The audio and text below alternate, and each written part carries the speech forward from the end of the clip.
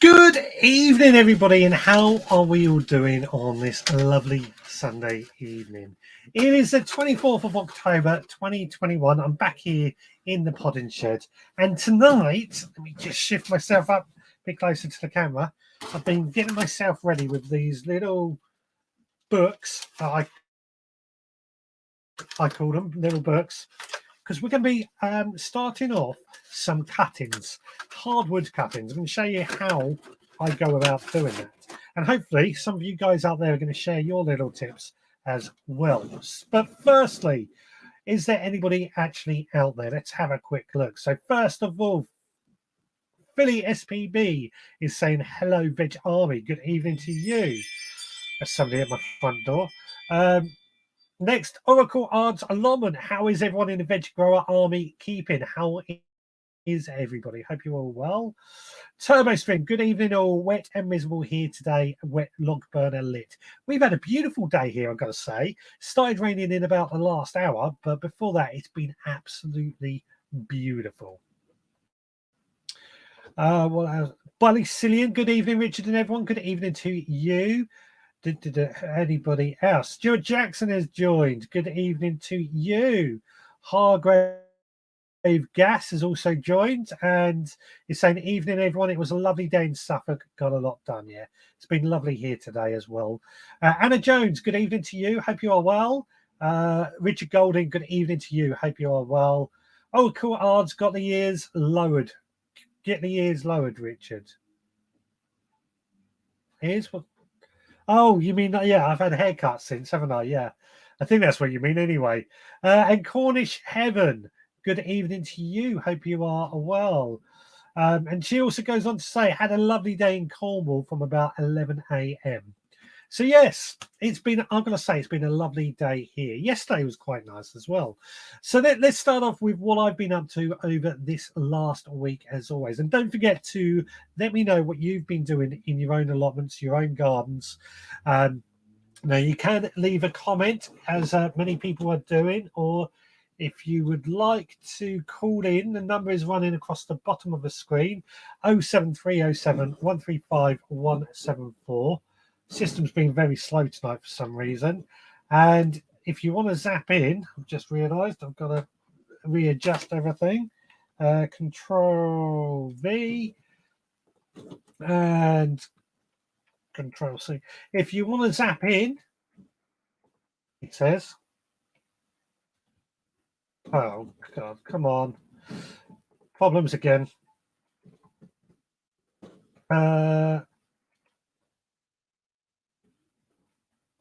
Wow, it's not working. Not working for some reason. I'll get that figured out in just a minute if you do want to zap yourself in. So what have I been up to? Now, Thursday, I sowed some seeds. I've forgotten what I've sowed broccoli. Now, this is a bit of an experiment to see if broccoli will actually sow. The variety says it will, but I'm not sure. We'll find out. Yesterday, I went down the allotment, and I was on call this weekend. But I went down the allotment in the morning, and I did quite a bit of work. Got the onions in, the overwintering onions, after first laying down loads of compost that I had to buy in. So that was rather pleasing to get that done. Then today I've done a bit of work at home. I've got another row of garlic in at home, and I've been taking a few cuttings and things as well. So busy. But what about yourself? What have you been up to? Like I say, today the weather has been absolutely fantastic. Been on the chilly side, but with a nice warm coat, it has been well. Excuse me, sorry. So first of all, will you stop bragging about the weather? Wet most of the day here. Well, sorry, but down here the weather has been absolutely fantastic. Turbo Stream, I envy everyone's sunshine today. Oh, sorry for that. Dad's joined. Good evening to you. Hope you're well. And thank you for looking after Roxy yesterday. I got called out in the afternoon, just to clarify. Cornish has started potting in new paths with weed suppression. Fantastic. That's great to see. Somebody in the Facebook group is saying, good evening, Roxy and Richard. Roxy's not here tonight. She's with her mum. I've decided she can have her for tonight. But good evening to you. By the way, if anybody is watching in the Facebook group, I may not see who you are. So if you could just let me know who you are. It's just a weird way Facebook works because of privacy rules and stuff. That's only with the group, but on the page or the YouTube channel, it's absolutely fine.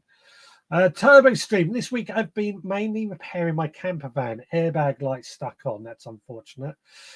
Cornish Heaven is fabric and wood chip for her paths that she's been making. You know, I used wood chip a couple of years ago. It's fantastic, isn't it? I wish our council, at the time, they delivered a load of wood chip from some trees that they had cleared. I wish they would carry on doing that because it all got used. It was very, very useful. You need to get used to the Ulster slang. I probably do. Yes, I do probably need to get used to the Ulster slang. I apologize for that. Stuart Jackson, I've been planting up my new veggie pod yesterday, planning what seeds I will be sowing this coming week.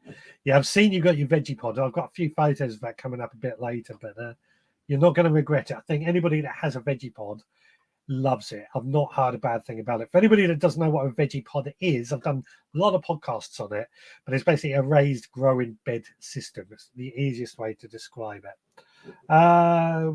Who else have we got? Turbo Stream. I did start digging up the brambles at the pot. It's still too wet to work it this week. Yeah, brambles. I hate brambles in some ways. At least they're an edible weed. That's the only thing I would say positive. Adrian has joined. Good evening to you. Hope you are well. Oh, hang on. What's happened? Everything's gone. Are you still there? There. Phew. Everything went off my screen. Digwell, have you had your head sharpened, Richard? Yes, I have. I've had my head sharpened. It needed doing. It was getting pretty bad. I've got to tidy this up though. I was looking at my hair getting worse and worse. The trouble is, since I normally have to have my hair cut about every 3-4 weeks, since I got Roxy, it went out the window. My fault. Who else have we got here? Ballycillian allotment. Planted a load of daffodils, tulips, and crocuses at the allotment for a bit of spring colour.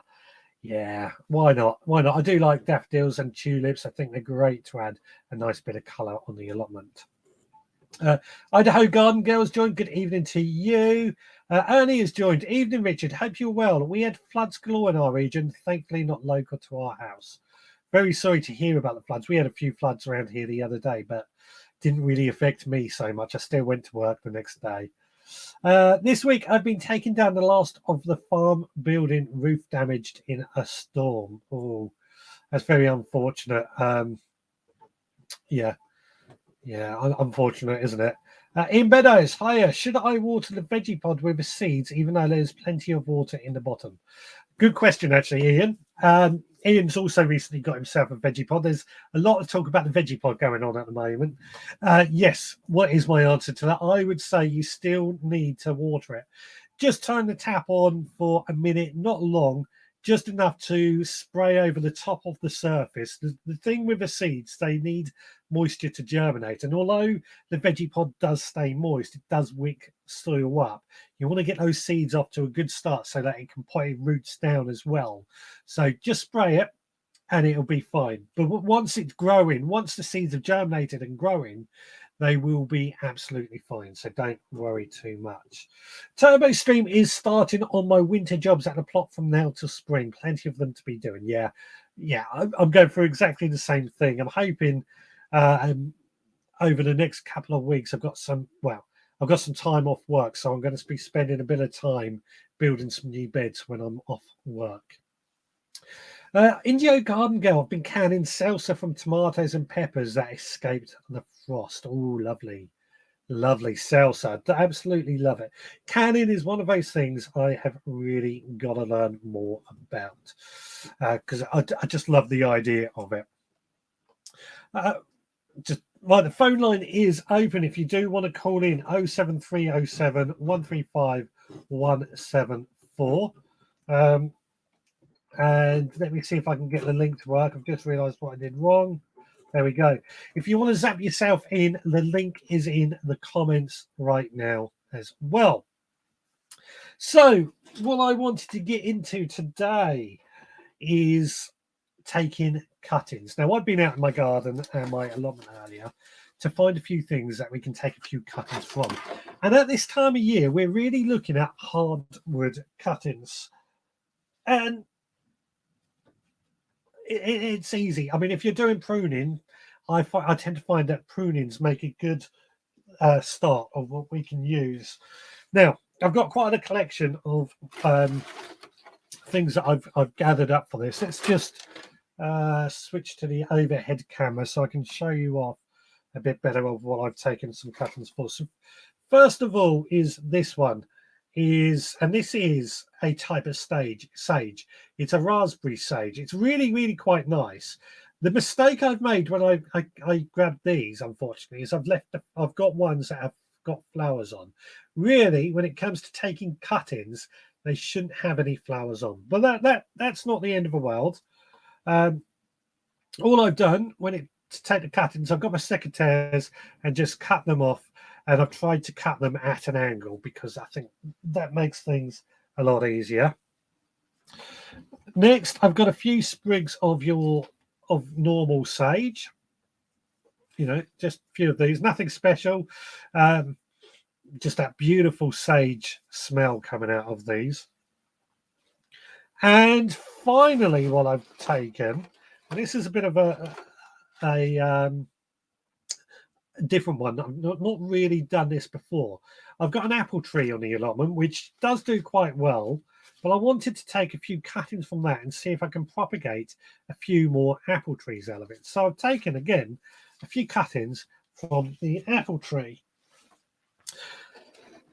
Now, don't have to do, I've used sage and apple tree, as I said. Don't have to use those. Whatever you've got available is anything that you can take cuttings from, and it's something that I do like to do quite often. Quite often I'll do rosemary because rosemary is incredibly easy to take cuttings from, and it's certainly one of my favourite ones to propagate as well.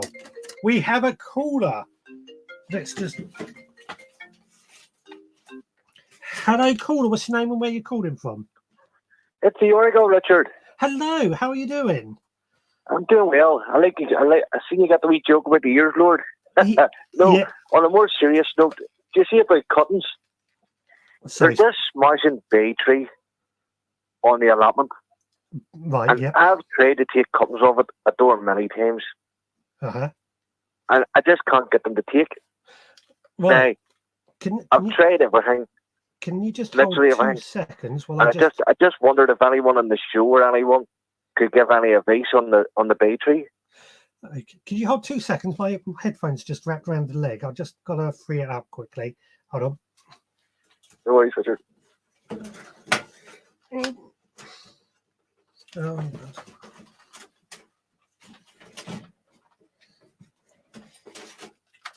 Right, are you there?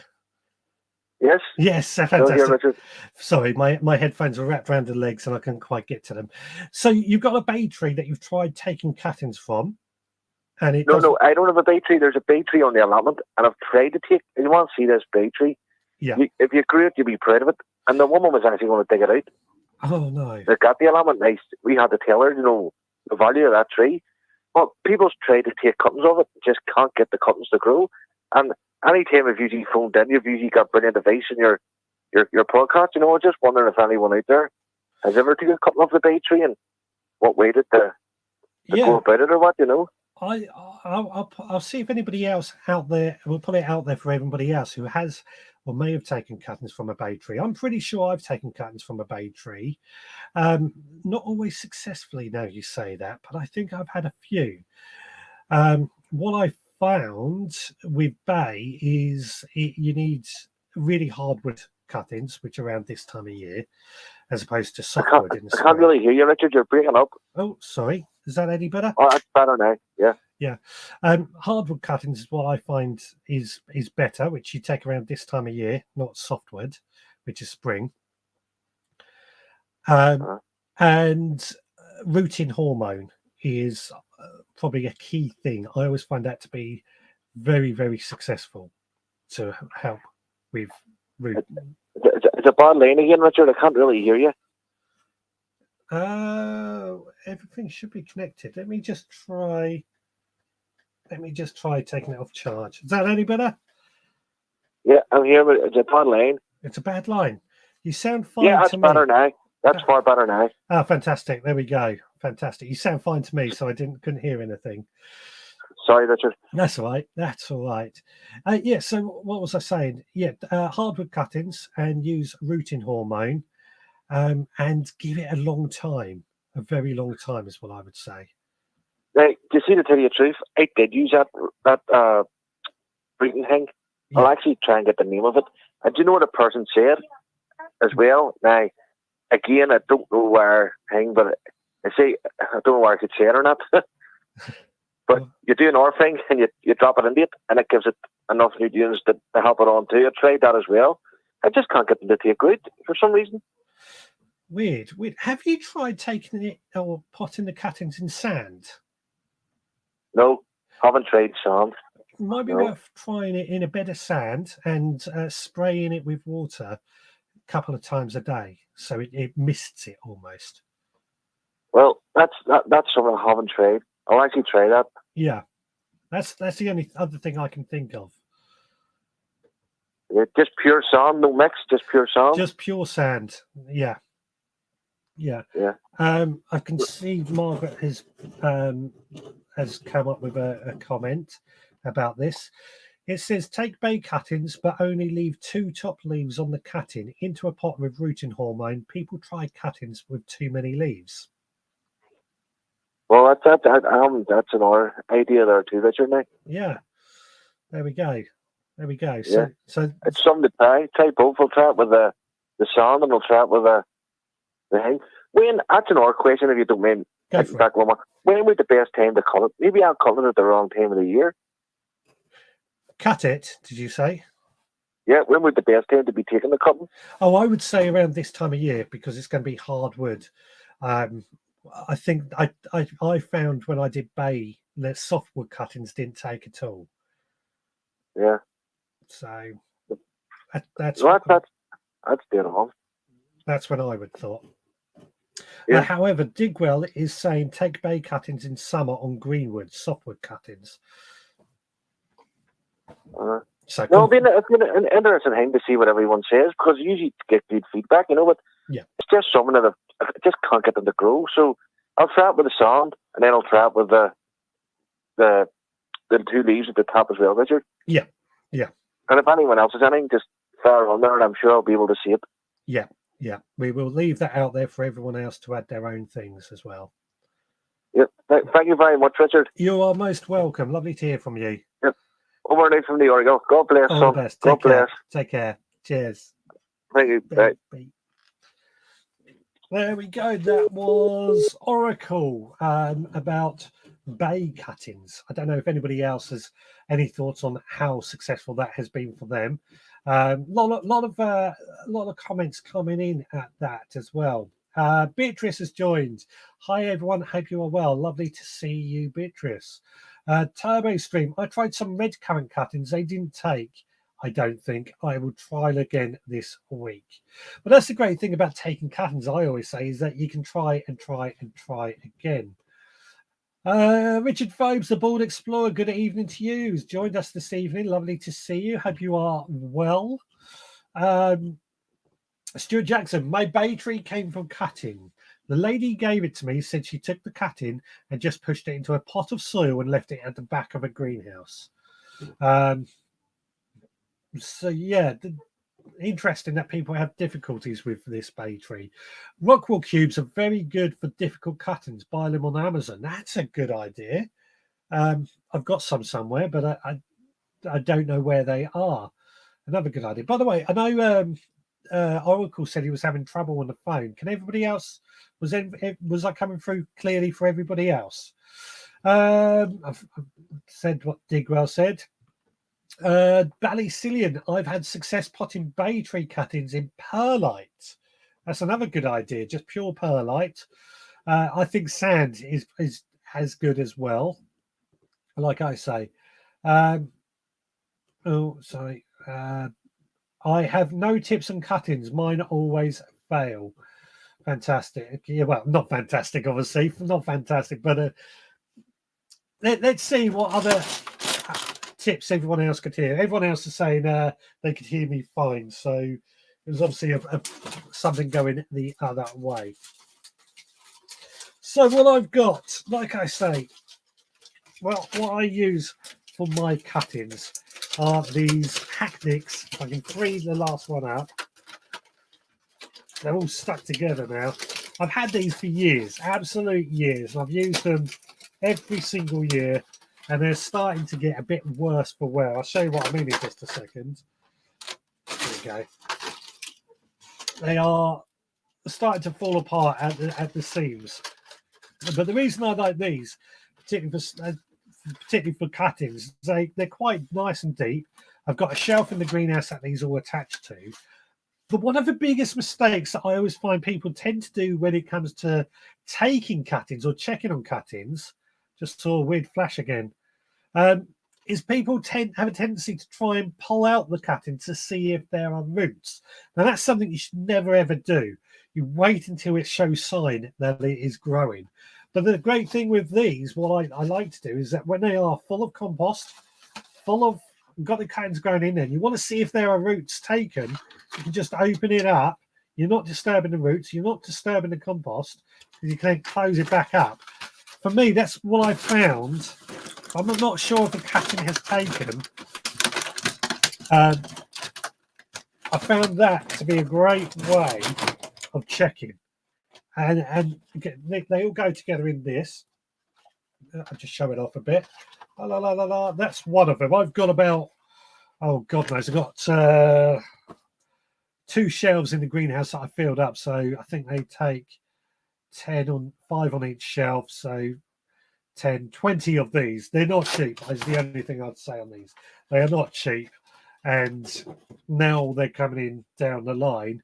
They're starting to feel a bit like they are.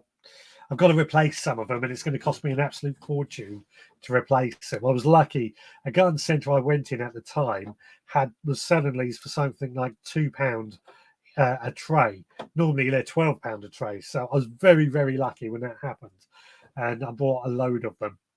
Digwell's gone on to say, gotta love Hacknick root trainers. Absolutely do love them as well.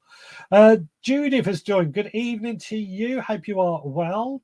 And Cornish Heaven. My blackcurrant bushes are so easy, often taken when I prune the bush and just shove them in a pot with soil. Excuse me. Sometimes with perlite, 95% take.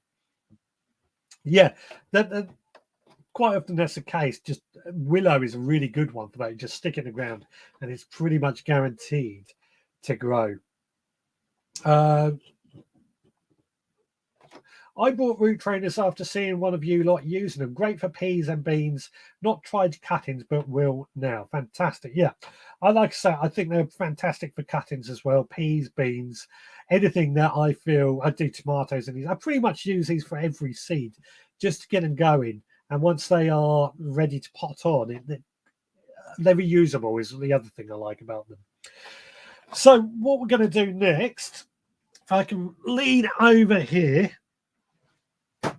and get somewhere. This is what I want. I've got a trowel. It's got to be a long one because it's so far away. I've got a pot here of seed compost, seed and cutting compost as it's known.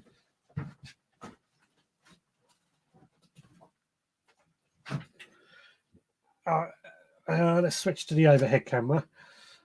So this is a seed and cutting compost. It's a lot finer. It's almost like sand. Now I use this for sowing my seeds as well. I tend to buy quite a bit of it each year, so I buy it in bulk. Into it, I've also added some perlite to add as a sponge. A bit of debate at the moment going on whether perlite is the right thing to use. Some people, well, I've had discussions with people who are worried about the overuse of perlite, a bit like peat. But I still use it. I'm experimenting with other things. Brick dust, biochar has another good use. Let's bring it back to this camera. And that's the soil what I'm going to use. I'll just fill this all up with a load of seed sowing and or seed and cutting compost, as I call it. While I do that, let's play one of the videos that the lovely Stuart Jackson sent in last week, just to pass the time while I fill that. And hopefully these should be now round the wrong way, so you ain't got to twist your head. Let's have a look. So end of the fleeces, we've got chard, beetroot, lettuce, and radish, and then under the clutches is bits garlic and onions. The clutches are only there to store them so they don't disappear. And then this is the play area as well. It is class R sort of play area, and then just put a new arch up. We have some climbers up there. Children want runner beans, but the adults want flowers, so we're gonna have to compromise, and flowers one side, runner beans the other. Right, so there's a decent view of it.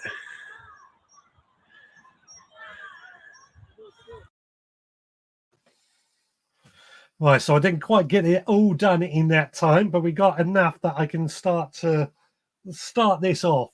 I've got a few more videos, so I'll do a bit more a little bit later on. So let's bring it over to the other camera. So here we go. As you can see, I filled these four up here. The rest will have more.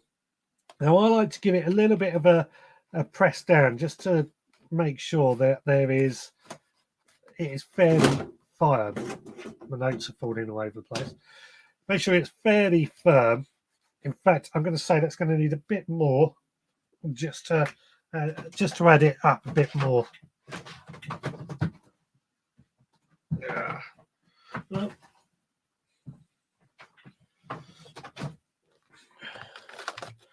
there we go. So that let's bring this back here. So that's got those four filled up. Like I say, seed sowing compost is what I use. Seed sowing compost is just a lot looser, and it makes it easier for, I find anyway, for the roots to start to break through. Let's have a quick look in the comments before we carry on. Very nice. I'm between Newmarket and Bury St Edmunds, and people talking about where they are. No issues with perlite. It's a natural product. It's just a pretty pity it's bright white. I agree with you. It is a natural product, but so's peat, and we all know that peat is being mined in such enormous amounts that it's becoming a bit of a problem. And that's the same as I understand it could be with perlite. It's not such an issue as peat at the moment, but the people who I've had conversations with are generally concerned perlite and vermiculite is going to run out in the same way that peat is due to it being overmined and overused. I think there's a bit of debate on whether that's actually an issue. I don't know, but I can see why people are concerned. Some Space Stuart, you can expand there. Yeah, it was a great video from Stuart, wasn't it? It was a lovely video, and we've got more coming up from him a little bit later. Digwell, probably because runner beans can be poisonous if eaten raw, Stuart. Well, there you go. So he mentioned that in his video, I believe. I'm trying to remember now because I watched them when I edited them last week. So, yeah. I brought a packet of dried peas. If I plant some, will they grow? Yes, my answer to that. They will. You can actually grow them as almost like a microgreen, like we did the other day, or shoots, I should say. So put them in a small pot, let them grow, and as soon as they start to germinate, they're about, I don't know, 2-3 inches tall, cut them off, and there you go. You've got some microgreens for peas. And that the cheapest way to do that is with dried peas bought from a supermarket. But if you want to grow them for actual plants and produce peas, then yes, you can use dried peas. Worth sticking them in a bit of water for 24 hours to rehydrate them, but not everybody does that. And depends on the variety. Some you can sow now and they will germinate and grow and produce an early crop, but most of them you've got to wait till March, April, May next year. Oh God, actually knows for some reason, before they are really ready to go. So yeah, dried peas are certainly something that we can grow, and I know many people out there do actually grow them from supermarket dried peas. So let's get this. Let's start with the 4 that I've done already. I think we'll do the ordinary sage because that's probably the easiest one to do. I'm going to switch to overhead camera again. So this is our sage cutting with that we're going to take. Now I've cut them off from the plant, and I've used sharp secateurs to make sure they were sharp. And when I cut them, I went just below where a leaf, and that leaf just came off. I went just below where a leaf would attach onto. We're going to remove some of these leaves, like so, because that's where the roots are going to take. I'm going to leave these top 4. Now, some people have a tendency to take off half the leaves as well. I don't tend to do that, in all honesty. I like to leave all the leaves on. But some people will sort of do, I'll demonstrate this one. They will do that. So you only get half a leaf. I'll tell you what, we'll do it with this one as an experiment, see if it makes any difference. We'll do it with just this one. Now what I'm going to do is somewhere down here, I have got, where's it gone? Where has it gone? I had it right here. There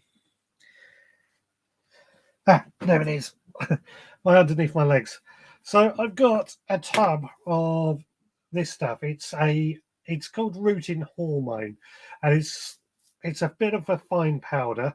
What we do, I tend to just stick it into there, so it takes it up, and then it catches, I don't know if you'll see it on there, just some of that powder on the base, and then we'll stick that straight into the soil like so.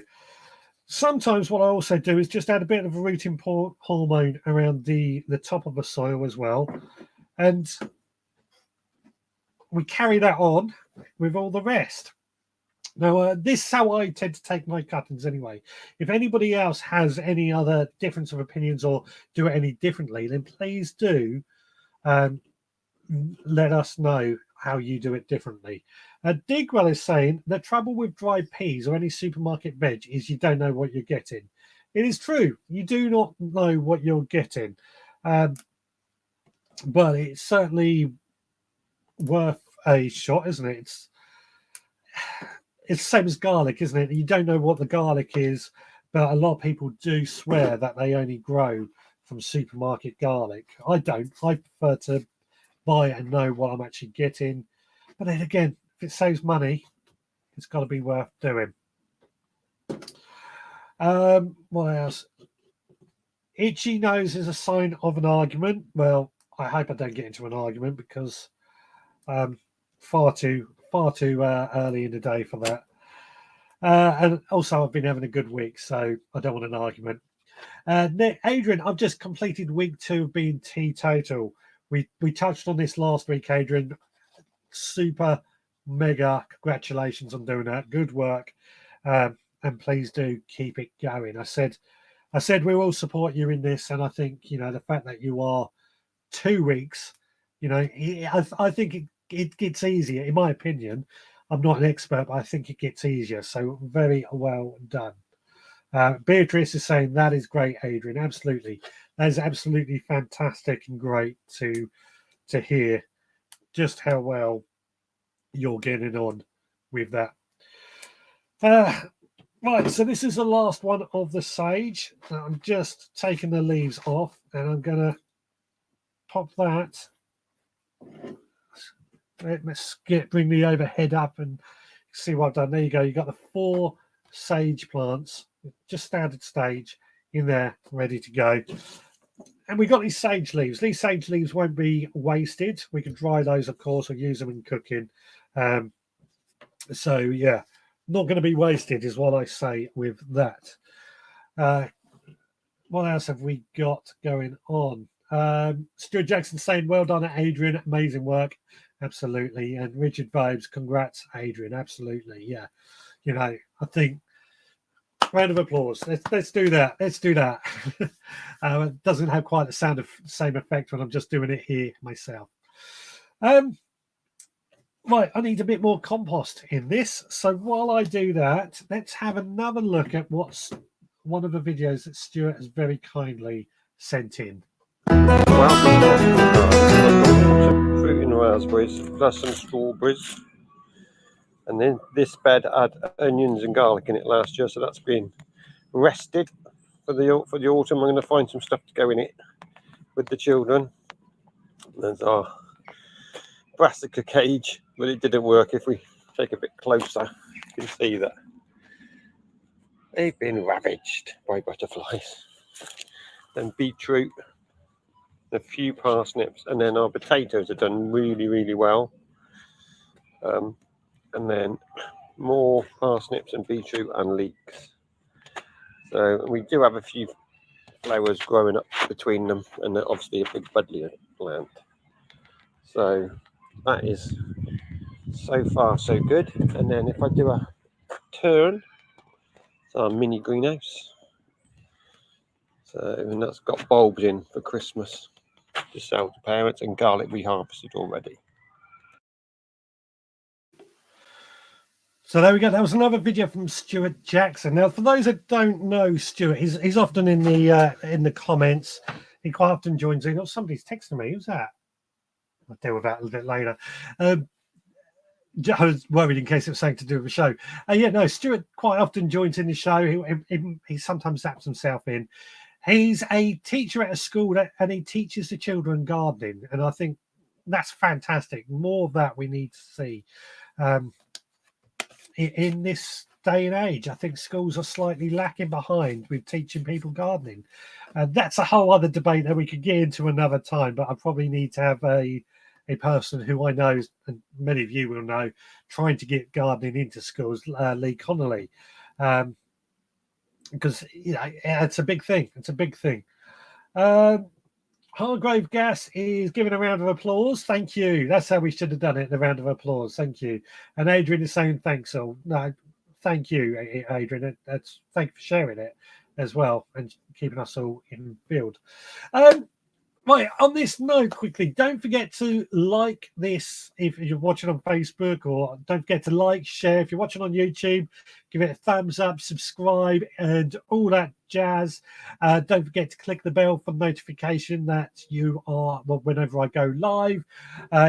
I say that each week because if I don't say it, I get told off by Facebook and YouTube. So get it out of the way right now. Digwell is saying, kudos to Stuart, a great life skill to give the kids. I agree. I think we need to see more kids gardening in school. I don't think there's enough. It wasn't really a thing that happened when I was at school. And I think that quite often that's why a lot of people who are interested in gardening hid it. Doesn't need to be. Doesn't need to be that way. I look at my neighbour he's quite a young bloke. Probably early 20s now. He's started his own business. He's been building his own gardening business on his own, doing a fantastic job. And so, it just goes to show people like Stuart who are teaching kids how to garden. And the guy I was talking about earlier has popped up. Great to see you tonight. It just goes to show getting these people to teach gardening, getting schools into gardening can make a career out of them in the future. My neighbour is a great example of that. Anna Jones, do the children take the veg home and does the school kitchen use it?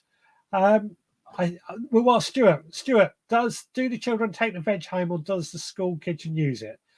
Ian Beddoes, well done, Adrian. I'm teetotal as well. I don't drink any tea. Keep it up. There's always a joke there for me, Ian, isn't there? Lee can't call in tonight, but as you can imagine, I'm all over it. Haha. Yeah. We did some gardening at school, but some kids considered it a bit of a skive. Yeah, I can see why. But at the same time, there's so many lessons that come out of gardening, in my opinion. Should be definitely part of the curriculum.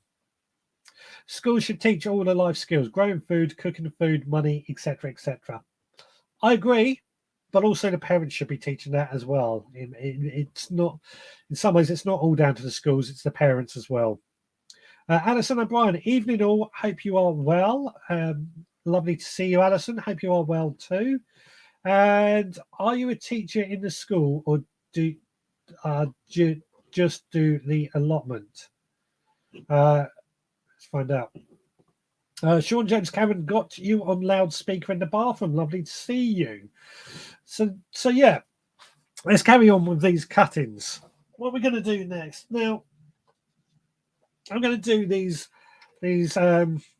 raspberry sage. Just realised there's no leaves on that one. That ain't going to take at all. I'll throw that to one side. This raspberry sage. Now, as I said earlier, normally when it comes to taking cuttings, you wouldn't take any with leaves with flowers on it. Sorry, just because it's the energy is diverted to the flowers. And it doesn't produce as well or take as well. So I made a bit of a mistake with that, I'll be honest. But it's going to be a good chance to see how well it takes like that. Now, and this raspberry sage is absolutely beautiful. It has a beautiful flavour. These red flowers that seem to last all year round. And it is just an absolutely fantastic plant. And the sage... oh, just beautiful. Absolutely beautiful. So keep dipping that. And this one, just only went slow there, I've just seen. This one hasn't got any, what do you call it? Any flowers on it. So that's got a good chance of taking. Stuart has came back with an answer to what was asked earlier. Hang on. For some reason, the system's been really slow today. The children will take veg home. We don't have a kitchen, but the garlic is amazing. We garden every week with as many children as possible. Yes, I am a forest school teacher. So that was to the people who are asking the questions. So there you go. The children take the veg home. That's got to be a good thing. I always said, and I think many people have agreed with me this year, there's a big thing about children not being able to, or recently a big thing about children not having enough, or parents not having enough money to feed themselves. So getting kids to grow their own food, I just think answers a lot of that issue as well, in my opinion. Sarah Delby, lovely to see you. Evening, Richard. Evening all. Hope you are well. Hi, Sean. Was talking about you the other week. Nice to see you back. Yeah, nice to see you back. And indeed, now the final ones I've got to do, which I'm going to need a bit more compost for, actually. So while I get a bit more compost, let's see the last video that we have from Stuart Jackson. Evening all. Welcome to my greenhouse. Oh, by the way, it's Stuart Jackson. So up here, got lettuce plants ready to go outside under cover, and then I've got some Swiss chard. Just put the garlic cloves into paper pots because the ground's not quite ready for them. Then I've got supporters club seeds, which is broccoli and cauliflower, pink or even purple basil, some chives and some more basil, coriander down there, and then the Richard's blue lupins. So there's a couple that need to go outside, and then my enormous chili plant. Now, the reason I've done this video, do I need to get that chili plant inside over winter, or will it be all right in the greenhouse? I intend to try to keep it alive. It's done really well. I've still got quite a bit of fruit on it, and it is beginning to turn. Quite a few chilies. But the funny thing is, I don't like chilies. My daughter bought this for Christmas, and everybody else is enjoying them except me. So anyway, have a lovely evening, and let's get back to Richard's podcast. Take care, everybody. Bye. There we go, another video from Stuart Jackson, and that is all the videos I have for this evening. We've got the photos coming up a little bit later on, but yeah, if anybody wants to send any other videos in for next week, then please do. And it's easy to do. Just go to wetransfer.com, upload your video to there, and then send it to me at richard@veggiegrowerpodcast.co.uk. As long as it's garden related, it'll get played on this this show.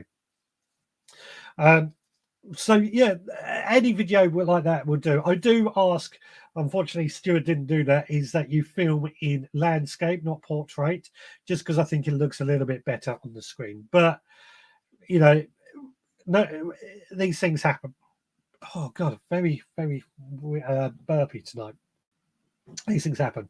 So Digwell is saying bring the chili indoors unless you heat the greenhouse. Now yeah, I tend to have my chilies, or do have my chilies in my greenhouse over winter as well. I have some indoors as a backup, some in this shed as also a backup. But mine actually survive in the greenhouse over winter quite nicely without heat. And in fact, the greenhouse on the allotment, I've been harvesting chilies right up until December. So but I obviously I'm on the south coast. I've got a very mild climate, so I can get away with a lot more than most. But yeah, bringing them indoors is probably a good tip there, unless you've got a heated greenhouse. Oracle is saying that's brilliant, Stuart. If you get one kid to keep growing, it's a bonus. Absolutely, I agree. Like I said, my neighbour is a prime example. Got into gardening, and he now runs his own gardening business. And he's out there 7 o'clock every morning. He goes to work, comes back at 6 o'clock, 7 days a week. He's working his nuts off. It just goes to show what can be done. Beatrice saying great video, Stuart. Absolutely fantastic video, Stuart. And Oracle Plus, not many young growers now. I think there's quite a few more that have came or interested in growing again. I think it's done a bit of a resurgence. So I think there will be people who are interested in growing, younger people particularly, who are interested in growing their own. But I do think schools have a role to play in encouraging them to do that. So I've got these apple cuttings that I've taken. I've never done apple cuttings before, but I just thought I'd give it a try this week. It makes content, doesn't it? And we'll kind of see how these get on. What I should have said, actually, I forgot to say this. When I took these cuttings, what I did do was I wrapped them in a bit of damp tissue paper around where I made the cutting, just to keep them moist. Now, this wasn't for long. It's only a couple of hours. So it wasn't for long before I knew we were going to be taking them. But if you aren't going to be able to do them right away, and by right away I mean 24 hours, then you need to wrap them in a bit of damp cloth just to make sure that they don't dry out. And my final one this evening, I'm going to take these leaves off and get them growing. And then what I'll be doing with these. So what I find cuttings hate is being overwatered. I find they need just a very damp, moist environment, but not soaking wet. So what I tend to do when it comes to watering is I will water from the bottom so it wicks water up, but also on the top I use a spray. I just pump that up, spray. I'm not going to do it because of electrical stuff. Spray it over, and that just keeps the compost moist, and that's enough for it to germinate, I find. Another thing that I will do is I will cover this over in a plastic top. It's going to be a bit difficult with these apple cuttings, actually, because they're so tall. But these root trainers come with a plastic top that will just sit over the top. And that, again, it helps keep that soil moist and stops the plants from losing moisture from evaporation. So, yeah, let's put those up there out of the way now. So that is my process and how I go about taking hardwood cuttings and getting them going. I'll keep checking on these each week. We'll see how they're getting on. Not going to do anything for the first few weeks, to be honest. They're just going to sit there and we'll see if they all take. It'd be good to see how many apple trees we get out of it, how many sage plants we get out of it, and so on. Let's quickly go to the comments. Our allotments have loads of family. Great seeing the kids enjoy gardening. Yeah, it is great seeing kids cut down on the allotment these days.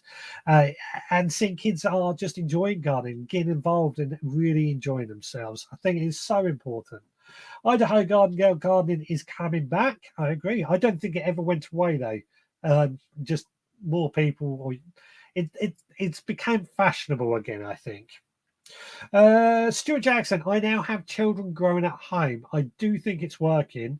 I have had a few videos sent to me by parents, which means I'm doing my job. Fantastic. That is absolutely, yeah. And a school that encourages gardening is exactly what we need more of. Ernie, whenever I bring my chili plants indoors, the leaves get sticky with whitish stuff on it, which turn into bugs. Would you know why? Yes, it's a type of bug. And I'm trying to think what it's called. I know exactly what you're talking about. I just can't think what the bug's called. So what I would be inclined to do is when you take your cuttings, bring my chili plants. Yeah, chili plants. What I'll be inclined to do is let your chili plants get cold, first of all. Now, I'm not talking freezing cold, but chili plants can survive a pretty cold temperature almost down to freezing, 1-2 degrees. Wait till it gets to that temperature before bringing them in, but don't bring them in a rush, just gradually bring them in. Hopefully then any bugs on that will be killed off by the cold and not warmed up when they come indoors. Because what you're basically doing when you bring a chili plant indoors from a cold, it's like the plant thinks, oh, the season's changed. It's spring now. Weather's getting hotter. We're going to go into summer. And the bugs think the same. They think it's mating season for them and stuff. So that's what's going on. It's just a particular type of bug that's just found there, and just got to encourage them off. Mealybugs, yes, mealybugs and greenfly. That's exactly what I was thinking of. Mealybugs, yeah. I knew it. I just couldn't think of it at the time. Do you flat cut or do you angle? Angle. Always angle, because that gives a bigger surface area for the roots to take. What Ian's meaning, I said this at the beginning with the cuttings. So let's say this is your cutting, for example. And where have I got a pair of secateurs here? So if we were to flat cut, we would just go like that. But if we angle, we go like that. So you get more, yeah. Actually, let's bring it on the overhead camera. You might, I don't think you'll pick it up on this, but you got more of like a triangle on the end. I just find that gives it bigger surface area and will then hopefully produce better roots. In theory, that's the theory anyway. Ernie is saying, thank you so much, Richard. Gratefully appreciated. Yeah, I'm pretty sure it's mealy bugs. As everyone is correctly informed me when my mind goes blank on these things, which happens quite often. I agree with Ballycillion on YouTube only is brilliant for the interaction. Oh, I've missed one. Sorry, Ballycillion, I've missed that. I think the YouTube vloggers helps people seeing the good and the bad, whereas gardening on the TV, everything is perfect and puts people off. I totally agree with that. And I've said that right from the beginning. I think there's the great thing with YouTube. I mean, TV's made for TV. We've got to realize that it's not that they're doing anything wrong. It's made for TV. It's entertainment. YouTube is generally real life, so you get to see the good and the bad on YouTube, and you get to see what it's really like. I'm always amazed how people will sit down and watch these videos on YouTube in some ways, because I think that some of my videos can be quite boring, but then people watch them, and even these live shows, people come along and get involved, and I think it's because people like the realism. Same as Instagram, although there's still a lot of smoke and mirrors I think goes on with Instagram in a certain extent. Same as TV, smoke and mirrors, but it's made for what it is. It's showing off what you can do, not what is really achievable. And also there's the interaction. I agree with the interaction. The great thing is now with social media is that there can be some really good gardeners, really good people who know what they're doing, who want to share, and you can contact them straight away. YouTube is the new TV. Yeah, I think that's right. YouTube, Netflix. I think I'd like to see Netflix or Amazon Prime do a really good, almost YouTube-based TV program where they do go to allotments, or they do get people throughout the year, different people perhaps. I don't know. It's an idea I've got in my head that perhaps I should pitch to Amazon or someone. Right. So there we go. Our hardwood cuttings are now done and underway. That's kind of taken up the last hour of the content. Is anybody else doing any cuttings themselves? I know we had the question earlier from Oracle, about bay tree cuttings, how they're going to take that. Anybody else had it taken bay cuttings, or is it done and forgotten? I should actually just remind everybody, if you want to zap yourself in, I will pop the link in the comments right now. There we go. If you want to zap yourself in, the link is in the comments right now. Click on the link and it will access your camera and your microphone and you appear. Alternatively, you can call in on 07307 135 174. Yeah, so it's not the only cuttings I'm going to be taking this year. I quite like taking cuttings. I want to take some black currant cuttings, red currant cuttings, some white currant cuttings, just as a way of really trying to increase the amount of stock that I have. And also, I want to move some of my plants away but I always think when it comes to moving them, there's a chance they might die. So having that backup is another reason that I like to take cuttings. Sarah Dolby is saying, I'm in Portsmouth. Most parents don't have much space or time for gardening. The city school aims to have a bit of growing space and run gardening clubs, but depends on having a keen teacher to run it. Sarah, that is absolutely the problem that we've identified with schools, and I know Lee won't mind me pushing this, but Lee has set up the school gardening success plan because of exactly what you're saying, for the schools to be able to grow no matter what their situation is. It doesn't need the keen teacher, it just needs a teacher. It doesn't need space because it got to grow Veggie pod. that has all been taken into consideration. And I know exactly what you mean by Portsmouth being a really built up area. It does become a bit of like a concrete jungle. But that's where we need to really get these kids gardening at school, in my opinion. Get them into it there because they can do so much with what they have there. So yeah, Sarah, absolutely right. I've got a fig tree growing out of my patio. I want to take cuttings from that. Yeah, fig trees actually I found to be pretty easy. I've doubled many of my fig plants that way. So yeah, hardwood cuttings again, or if you want to do softwood in the spring when you get that new sappy growth, that might be better for figs in some ways. What I'd like to do, and with the apple apple cuttings I've taken, and excuse me, I might have to do this a bit later on in the future, is where you graft the cuttings onto a rootstock of another tree to try and get or control the growth that it has. It's not something I've done much of grafting, but it's something I want to do more of in the future, where I can hopefully get different trees growing on one tree. Is my dream. I will be taking cuttings from sage, and I'm going to have a go at apple cutting. Fantastic. Yeah, please do. And let us know how you get on. Share your pictures in the group and stuff like that. Black currants here are growing like a weed. Oh, lovely. I like plants that grow like a weed, especially if they're edible.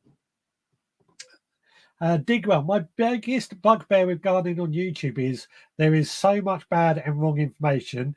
A lot of my way or no way too, plus hundreds of videos only uploaded to increase income. That's a fair comment. I've always tried to say, you know, what I do is how I do it, and everyone has their own techniques. It works differently. Everyone has different conditions as well, which makes a big difference. Yeah. YouTube, it's a case of I find, and it's not just gardening. There's a lot of things you've got to go around and have a look at different things to try and figure out what works for you, as opposed to taking somebody at gospel truth. I think that's the same as TV, though. You know, Monty Don will say something. Many people will not correct Monty Don because he is the god in the gardening world, the Don. But what he says doesn't always work for everyone. Good tip on the slanted cut, Richard. I will try that. Yeah, it does make a difference. It just gives a bigger surface area and hopefully more roots to grow. Had to pull one of my lavender plants out today. Had got out of control, so took a load of cuttings of it. I like interplanting lavender with carrots. Fantastic. That's a great example of what you can do if you've got a particular plant that you're really quite emotionally attached to. Take cuttings in order to keep that going. My neighbours actually have got a large tree that was something to do with her dad, and she said to me she wants to keep it going, but it's got too big. So I just said take a cutting from it, then you can keep that tree going and cut down that one. Digwell spent many years in Pompey and Gosport in the Navy. Yeah. What gets me is every kid has to do PE. PE, I think that is. Yeah, every kid does have to do PE because that's physical health. I understand it. But I think gardening, especially growing your own food, there was that big thing with the footballer Mark Rashford, who had a big thing at trying to get kids to be supplied with food. And I think half the thing you got to do as well, get them to grow their own food. It's not going to work for every child, admittedly, and not every child can do it, as Sarah said earlier. But I think if they can be encouraged, it's a good step on the ladder to start things. You will only need a metre square area to garden at school. Yes, look at Skinny Jean Gardener website. It has all the info you need to garden at school. Yeah. By the way, I don't think he's going to be here next Sunday for the Halloween special. So I might get Amanda. Oh, if Amanda comes in, I'll have to bring Roxy in as well. But Halloween special next Sunday. So if anybody has any pumpkin recipes, please do get sharing them. Oracle, what gets me is every kid has to do PE, but eat healthy is just important as fitness, and it gets overlooked. I agree. I totally agree. It does get overlooked. And I think children need to know where their food comes from, what's actually involved, and the true value of their food. Because buying a carrot for pence, I don't feel represents the true value of what's going on. Shall we have a look at some photos? Now, these are photos that have been sent in through our, well, they've gone in, actually, all these have came in from the Veggie Podcast Facebook group. We do have a forum on the website or the Facebook group, or you can send them again by email or even via social media. So first off, this is Stephen Tysest, and he said he has decided to move the strawberries. He was debating whether to do it or not, but he bit the gut and did it. As you can see, they're looking pretty good there. They do look a bit droopy, but if they've just been moved, they're going to look a bit droopy, and they will soon sort themselves out. Next, this is from Stuart Jackson. He posted this little picture of something that we've been discussing quite a bit today, the Veggie Pod. Arrived the other day, and he set it up, as you can see. Anybody that's heard the podcast or watches my videos will know I've had a Veggie Pod for about 3 years now. I think they're a fantastic way to grow. And as you can see, here he is getting plants sown and growing. This one came in from Ian Beddoes. He went into the greenhouse and he's got all these tomatoes, which are pretty damn good, if I do say so myself. And has been on looking at the iPad in the background. He's in the Facebook group as well. But one of these he's making into a scary pumpkin face for Halloween as well. And of course, it wouldn't be right without the final picture coming from Ian, which is the joke that he always shares. And this week it is, this is how green technology works. Yeah, that's a wireless lawnmower in some ways, isn't it? But I'm a big fan of battery lawnmowers, and I think the green technology is moving the way it's going. So, any other people going to be taking cut-ins? Let us know in the comments. You can call in 07307 135 174, or you can zap yourself in on, let's do that, on the links right now. Paint them both orange. Paint what both orange?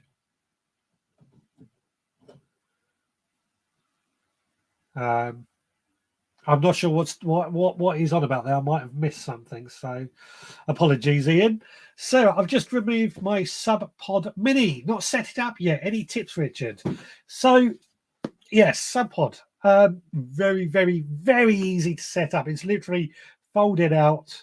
I've not got a mini, I've got a larger version, but I like the mini. So let's just explain to everybody else what the Sub Pod Mini is. So the Sub Pod is an underground composting system. I've got one, and I've had it about a year now. I use it a lot for my kitchen waste. We throw that all in there. It's been a fantastic piece of kit. It really has.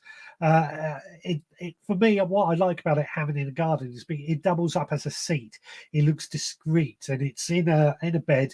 I've got plants growing around it. It just looks discreet. I've got a problem at the moment with the look of compost bins in my garden. I just feel they look a bit messy. This Sub Pod has kind of solved it. So what I did with mine, when I built my Sub Pod, folded it out, got it together, very easy. Took me a few minutes to build. I then I built a raised bed for the Sub Pod because I wanted to use it as a seat. You could dig it down into the ground, but then you only got about that much sitting above the ground, which is pretty low for a seat. But I did, I just dug. I built the bed around it because I wanted it to double up as a seat. Then what I did, I got some in the bottom, I put in some compost from my wormery, which also contains some of the worms. Just threw that into there, and then I started adding all my garden and kitchen waste. Sarah is saying, where did you get your starter worms from? I got mine, as I said, from my own compost bin, my wormy, my compost bin. So I didn't buy any in, but you don't have to, because what you will find, like any compost bin, because these sub pods actually have holes in the side, they will actually find their own way in. They will just come in from wherever they are in the soil. They will find their own way in. So you don't necessarily need starter worms because it's not a sealed unit like a wormery. They will just find their own way in, and that will just eat up anything that's in there. The difficulty comes from when it actually comes to getting the compost out, because it's quite low down in the ground. But that just these little things. I've got a raised bed, but by my patio where I'll be potting the sub pod. There you go. Yeah, just dig it out, pot it straight in. You only need about that much above the ground, and also make sure you can sit on it quite nicely is what I found. But yeah, sub pod, fantastic. Don't worry about starter worms. If you haven't got any, or throw in some compost from your compost bin. There should be worms in it. That should do quite nicely, but they will naturally just come in from the ground. They just won't be a bit slow to start off with. Turbo Stream, I will be trying more red currant cuttings and gooseberries this winter. Yeah, I absolutely. Gooseberries actually a very easy one to take cuttings from. If you can get past the spikes, that is. I probably should do some more gooseberry cuttings. I've got some plants just out there that I took a couple of years ago that took nicely. Actually, when it comes to gooseberries, I tend to layer instead of taking cuttings. Now, what layering is something that happens naturally. Blackberries are pretty good. Blackberries. So I'm going to sneeze. Oh, excuse me. Excuse me. Now, layering is another way of taking cuttings, a much easier way as well. Blackberries do it naturally. It's where a blackberry branch will go down, come in contact with the ground, and then root itself into the ground. And we can replicate this. We can either take one of these branches from gooseberries, blackberries, currants. I think it'll work on as well. Take that branch and get a tent peg and pin it down into the ground, and then cover it over with compost, and that will or should root. And then once it's done, you've just got to prune it away from give it a year, prune it away from the mother plant, dig it up, and there you go. You have got yourself a plant. But the other thing that I like to do is actually, if I'm going to do a layering technique, I get a plastic pot, and I will feed the branch that I want to use for the cutting, for the layering, through the bottom of the pot, and then fill that pot up with compost, and then have to attach it to a stake or something to make sure it doesn't get blown around, and then that will actually root itself in that pot.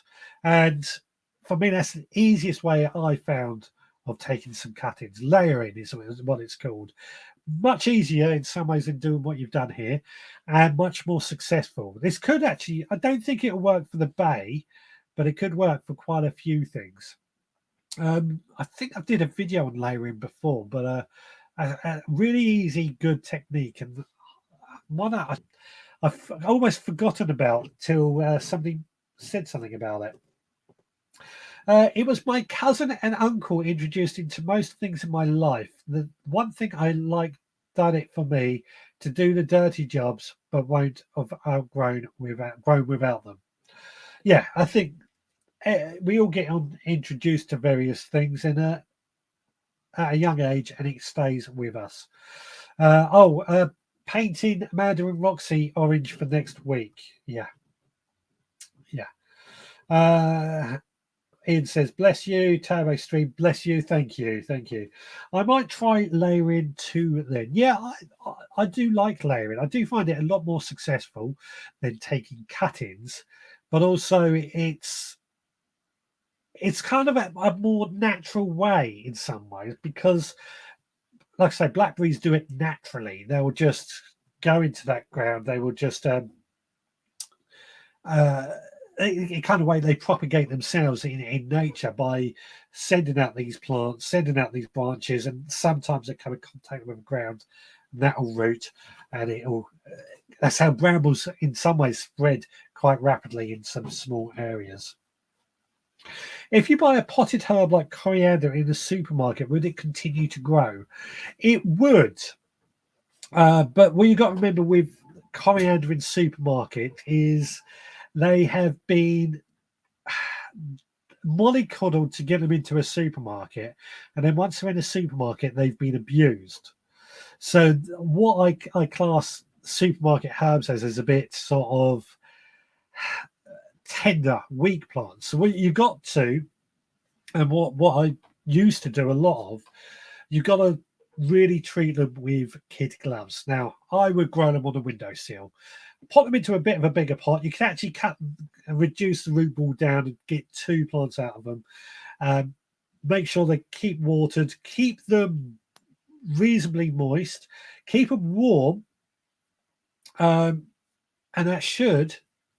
they will grow. They will grow. Just don't overwater them. But like I say, they have been mollycoddled to get them to a supermarket. And then when they're in a supermarket, those lights are not good for them. They're not really watered. They're not looked after. They're just kind of there and abused. Not my preferred way. I would actually prefer to... Oh, it's done it again, isn't it? Hold on. Bear with while I... What do I do? I've frozen. Hopefully you can still hear me. There we go. It just fires back up. This happened last week. Am I back? Oh, I'm not. I'm frozen for some reason. Let's try something else. What can I do instead? Let's go to this and then back to that. Oh, there we go. We're back. Something froze there. Sorry, done that last week. I've got to find out what that is. Well, as I said, yeah, like so much in supermarket, it's not ideal, but a pack of coriander seeds, you can buy for about £1, and you'll get a lot more out of it than supermarket herbs that you would buy for £1. If you take cuttings, use the tips and a plastic bag over the top. There you go. Straight in with that. Oh, sorry. Hello, Ian. Hope you are well. Yeah, straight in with that. A plastic bag over the top. Like I said, I would put a Perspex lid over mine to retain the moisture. But if you're doing it in normal pots, plastic bag over the top will work just as well. Before we all pack in, how about discussing medicinal plants, growing, using, etc. in the future live? That's something we could do, yes. I will add that to the list. By the way, next week, a Halloween special. I want to know a few recipes that people do with pumpkins. Just as my thought, a different idea. As Richard says, but what I would do as well is to wash the roots clean and repot all 50 plants in fresh compost. Yeah, that is a good idea, actually, Digwell.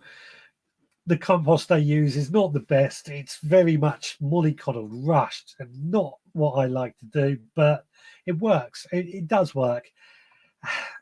But like I said, I'd sooner buy seeds. They're cheap. A bit more time, but it does work. Paley Electric Ball, we can hear you. Yeah, great idea, Digwell. Yep. Is it fancy dress next week? I'm not sure. I debated about wearing a fancy dress, but I don't know if any children watch, and I didn't want to scare any children. What the hell was that? Oh, a bit of compost. But yeah, if anybody, I'll try and fancy dress. I would try and dress up the studio a bit as well, because I'm going to be taking apart this studio and redoing things while I've got a couple of weeks off. Yes, please, to the pumpkin cooking ideas. Yeah, pumpkin recipes is what I want to hear about next week. Pumpkin soups, pumpkin risotto is a few things I got off the top of my head. If anybody has any ideas, recipes, videos, please do send them in for next week. And I'm going to be discussing that on the podcast tomorrow as well. Part of Why Do We Carve Pumpkins, the Halloween special week. In fact, I'm going to have to get the Halloween edition logos up on the website, including mugs and stuff this week as well, if anybody is interested in that. Digwell, I will short a few pumpkin recipe videos for you next week. Fantastic. That would be great, Digwell, because I know you do some fantastic recipes and very imaginative with them. Don't forget the firework display at the end. I do not like fireworks, so I unless I can make I've got an idea. Yeah, give me an idea. What I don't like about fireworks, before anybody asks me why, what I don't like is the fact that they will go off nowhere near November the 5th. They will go completely uncontrolled. People can go buy them and set them off in parks and stuff. That's what I don't like about them. They can go on till really late at night. Don't think it's fair on wildlife. Don't think it's fair on pets, and I don't think it's fair on people who suffer, ex-military, for example, who suffer from PTSD. But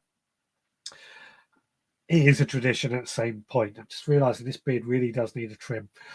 Anyway, what have we got? About 10 minutes to go before the end of this week's show. It's been good. It's been good. It's good to get some cut-ins and do some stuff live while chatting to you, although a bit tricky to do and chat at the same time.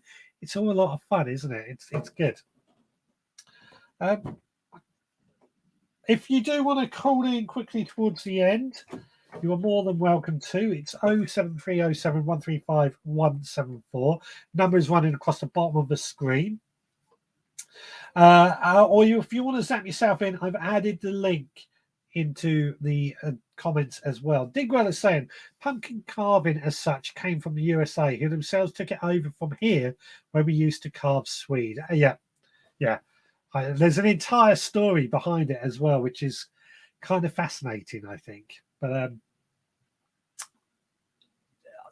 I personally feel carving even Swede or pumpkin, carving anything out of food when there's so many hungry people in the country or in the world, just seems a bit of a frivolous to me. But it's not my place to tell people what to do, of course.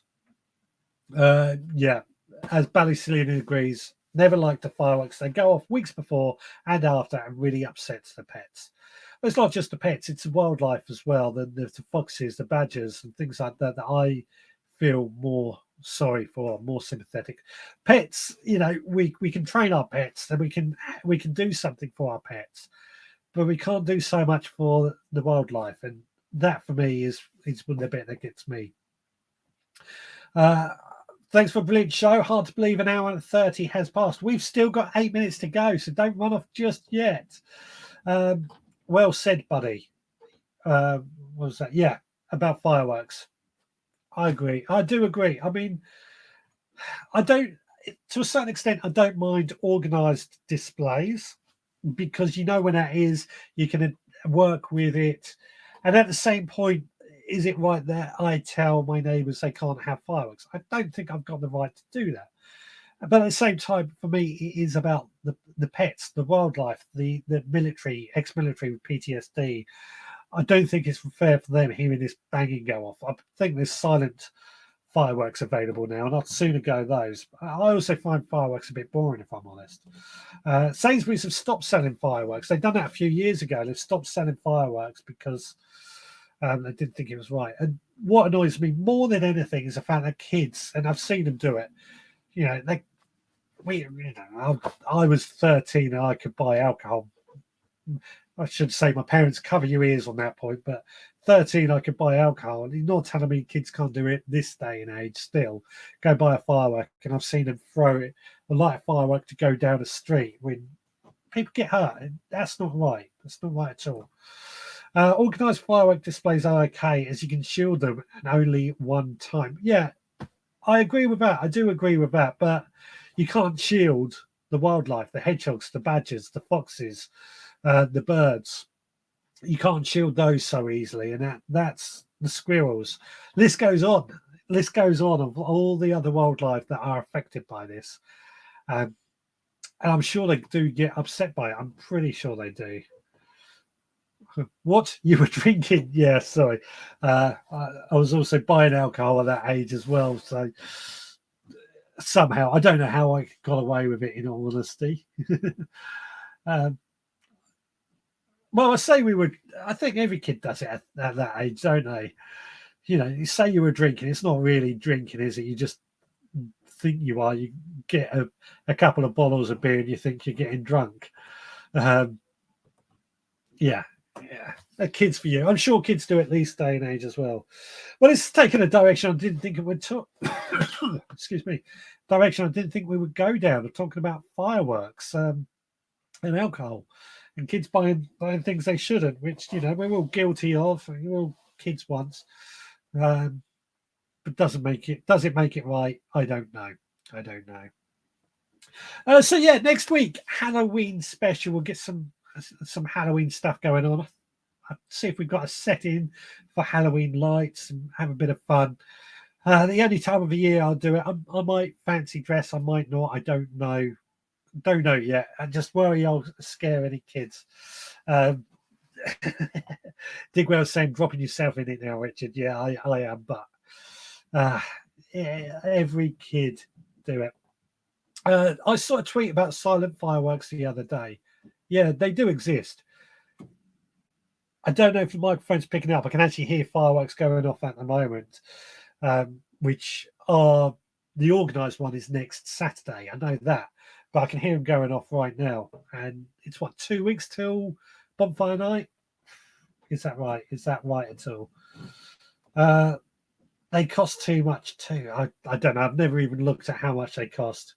So, I love a good organised display. There is one in Cambridge, well away from any wildlife. Well, how do you know it's away from wildlife? The wildlife is all around us. I mean, it could be. Don't get me wrong, it could be, but it's all the way around us. I don't think it's right. Look forward to pumpkin recipes. Never sure what to do with them for variety. Oh, I've got so many different ideas, and I'm hoping that a few other people are going to share. Digwell definitely got a few great ideas for pumpkins, because I think pumpkins are delicious. I've got to say, pumpkins are really delicious if they are used properly.